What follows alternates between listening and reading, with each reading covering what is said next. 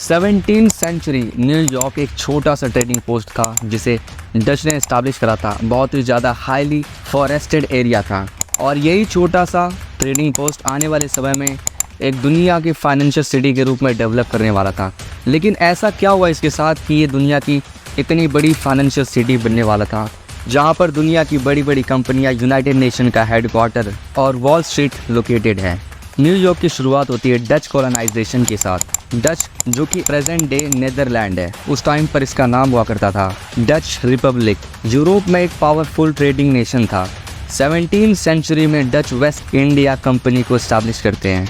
इनका काम था अमेरिका को एक्सप्लोर करना और उसे कॉलोनाइज करना। डच ट्रेड रूट को इस्टेब्लिश करना चाहते थे, अपने एम्पायर को बढ़ाना चाहते थे। न्यू वर्ल्ड जिसे नॉर्थ अमेरिका और साउथ अमेरिका को डिनोट करा गया है, तो यह लगता था कि नॉर्थ अमेरिका में वैल्यूएबल रिसोर्सेस हैं क्योंकि अमेरिका ज़्यादातर फॉरेस्टेड था और वहाँ पर फर बियरिंग एनिमल्स हुआ करते थे और टिम्बर की लकड़ी, जिसने डच को न्यू वर्ल्ड की तरफ अट्रैक्ट करा। हेनरी हडसन जो कि एक इंग्लिश एक्सप्लोरर था, डच ईस्ट इंडिया कंपनी के लिए काम कर रहा होता है और 1609 में हडसन रिवर के थ्रू वो न्यूयॉर्क पहुँचता है। 1626 में डच मैनहट्टन के आइलैंड को वहाँ के नेटिव अमेरिकन से खरीद लेते हैं और वहाँ पर एक परमानेंट सेटलमेंट इस्टेब्लिश करते हैं और इसका नाम वो न्यू एम्स्टर्डम रख देते हैं। और यही न्यू एम्स्टर्डम जो कि आज का प्रेजेंट डे न्यूयॉर्क है, उसमें बाद में बदलने वाला था। इसकी लोकेशन बहुत ही ज़्यादा कमाल की थी। ये एक ट्रेडिंग पोस्ट था जहाँ वेस्ट से इसका बॉर्डर हडसन रिवर से मिलती थी और ईस्ट से ईस्ट रिवर से मिलती थी, यानी कि ट्रेडिंग के लिए इन रिवर का यूज़ किया जा सकता था, जो कि उस टाइम पे बहुत ही ज़्यादा चीप था। डच ने वहाँ के नेटिव अमेरिकन के साथ ट्रेडिंग रिलेशन को इस्टेब्लिश करे। वो उनसे एनिमल के फर लिया करते थे और बदले में अपनी मैन्युफैक्चर गुड्स उन्हें दिया करते थे, क्योंकि जो एनिमल के फर थे उनकी कीमत यूरोप में बहुत ज़्यादा थी।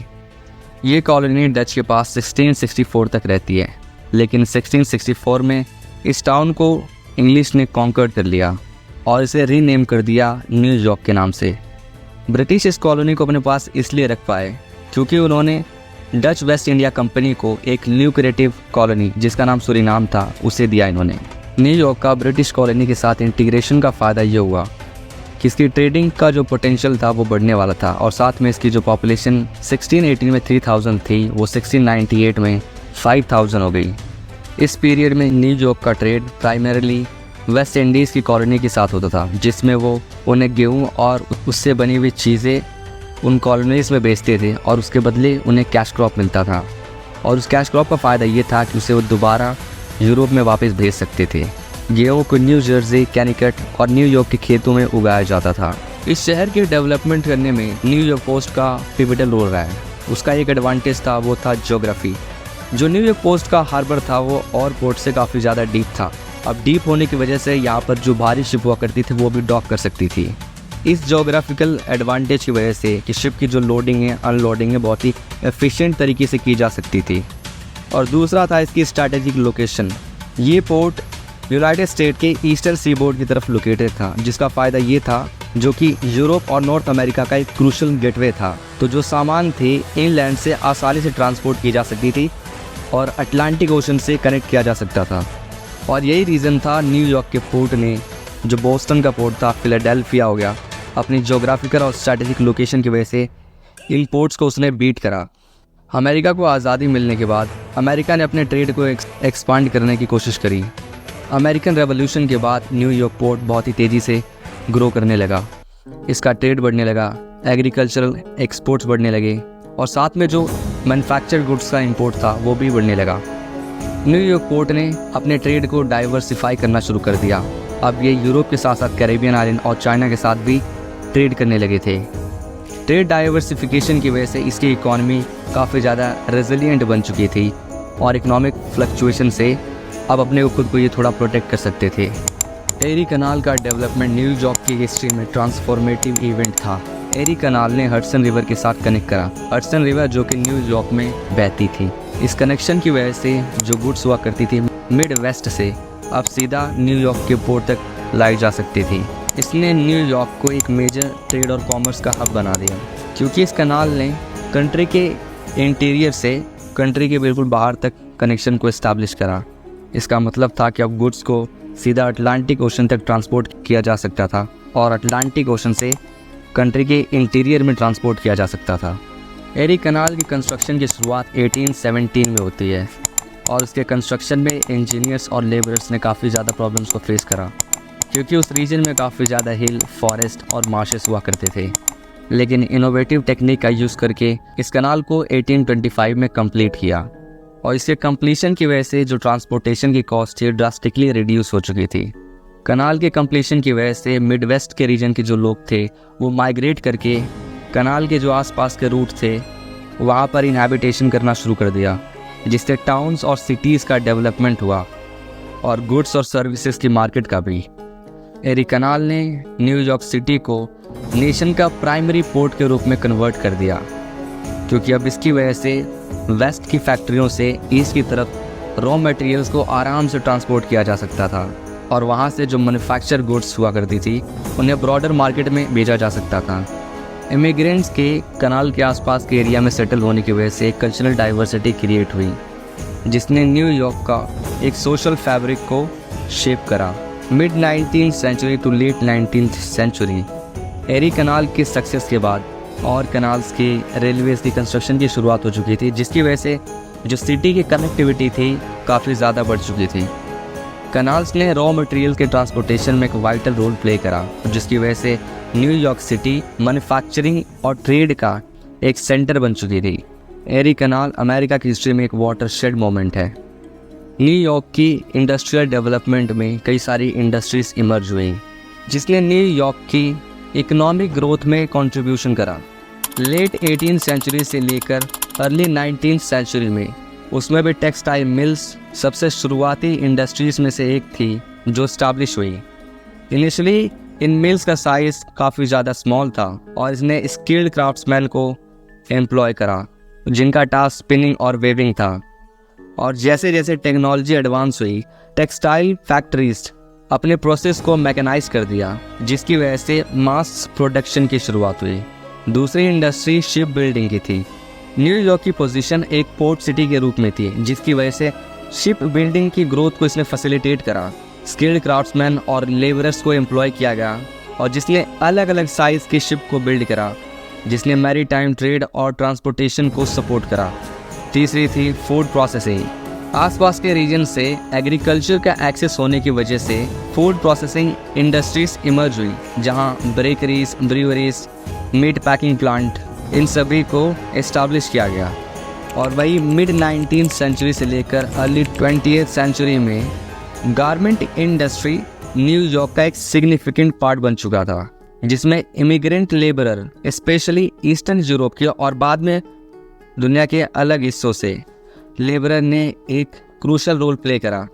इस इंडस्ट्री ने बहुत लार्ज नंबर में लोगों को एम्प्लॉय करा, जैसे टेलर्स, पैटर्न मेकर्स एम्प्लॉय करा। उसके अलावा प्रिंटिंग और पब्लिशिंग इंडस्ट्री, इस इंडस्ट्री में न्यूयॉर्क सिटी एक हब बन चुका था, जहां न्यूज़पेपर, बुक्स, पीरियडिकल्स बहुत ही लार्ज क्वांटिटी में इनकी प्रिंटिंग की जाती थी, जिसकी वजह से टाइप सेटर, प्रिंटर्स, बाइंडर्स की जॉब्स क्रिएट हुई।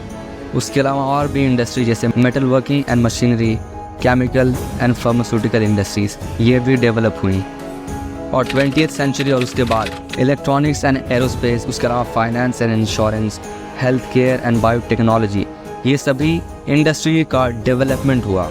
फाइनेंशियल मार्केट्स का एस्टैब्लिशमेंट और एवोल्यूशन न्यूयॉर्क की हिस्ट्री का एक क्रूशल पार्ट है। इसकी अर्ली फाइनेंशियल एक्टिविटीज़ की शुरुआत लेट 18th सेंचुरी से लेकर अर्ली 19th सेंचुरी में होती है।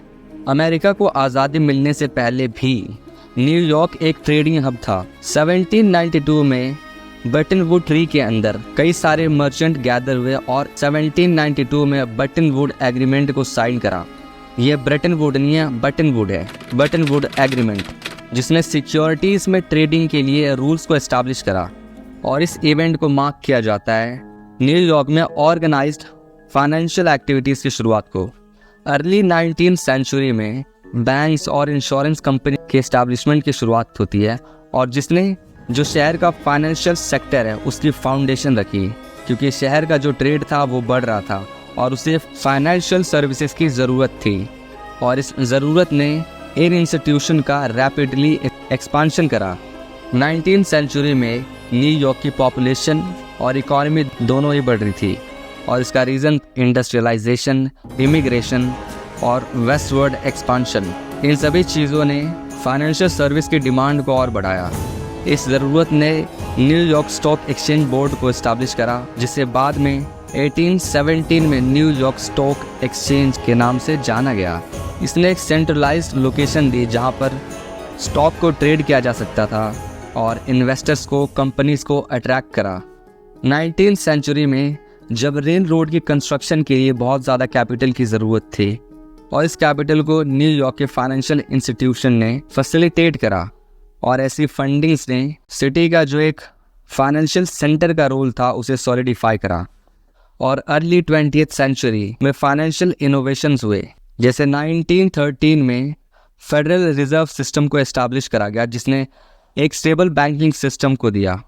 और इस फेडरल रिजर्व सिस्टम में न्यूयॉर्क फेडरल रिजर्व बैंक एक की इंस्टीट्यूशन के रूप में उभरा।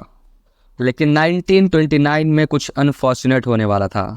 वो था स्टॉक मार्केट क्रैश, जिसे द ग्रेट क्रैश भी बोलते हैं, जो कि अमेरिका की हिस्ट्री में एक पिवटल इवेंट था, जिसके कई सारे कारण और इसका बहुत बड़ा इम्पैक्ट था, स्पेशली न्यूयॉर्क पर और अमेरिका की इकॉनमी पर। इसके कई सारे कारणों में से एक था excessive use of margin trading.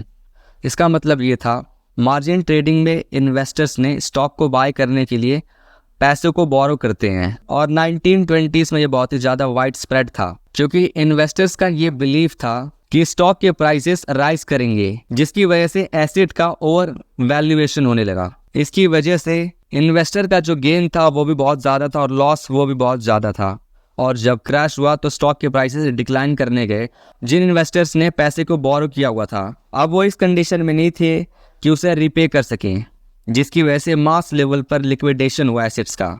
इस क्रैश की वजह से ग्लोबल इकॉनमी पर भी इम्पैक्ट पड़ा, क्योंकि जो इकॉनमी थी इंटरकनेक्टेड थी। न्यूयॉर्क कंट्री का एक फाइनेंशियल एपी सेंटर था और जब स्टॉक मार्केट क्रैश हुआ तो इसका इम्पैक्ट इसके ऊपर काफ़ी ज़्यादा हुआ। बैंक्स और फाइनेंशियल इंस्टीट्यूशन को बहुत ही हैवी लॉसेस हुए, जिसकी वजह से बहुत ही वाइड स्प्रेड अनएम्प्लॉयमेंट हुआ। रियल एस्टेट मार्केट कोलैप्स हो गया, बिजनेसेस को बैंकरप्सी फाइल करनी पड़ी और इस शहर का जो एक सोशल फैब्रिक था उसको भी काफ़ी ज़्यादा इम्पैक्ट पड़ा, जिसने पॉवर्टी और होमलेसनेस को बढ़ावा दिया। इन शॉर्ट 1929 का क्रैश का कारण ग्लोबल फैक्टर्स थे, इकोनॉमिक इम्बैलेंसेस थे, स्पेकुलेटिव एक्सेस, और इन सभी चीज़ों ने मिलकर 1929 के क्रैश में योगदान दिया और इसका इम्पैक्ट न्यूयॉर्क पर डेवास्टेटिंग था। इस क्रैश के बाद पॉलिसी मेकर्स के सामने एक नया चैलेंज था, वो था इकोनॉमी को स्टेबलाइज करना। उस टाइम के US president Franklin D Roosevelt the new deal reform को स्टार्ट करते हैं और उसका एम था फाइनेंशियल मार्केट को रेगुलेट करना और जो लोग अनएम्प्लॉयड हैं उन्हें रिलीफ पहुंचाना और इकोनॉमिक रिकवरी को स्टिमुलेट करना। और इतनी चीज़ें फेस करने के बाद भी न्यूयॉर्क दुनिया के एक फाइनेंशियल सेंटर के रूप में अभी तक खड़ा है। तो इस वीडियो में बस इतना ही। देखने के लिए धन्यवाद।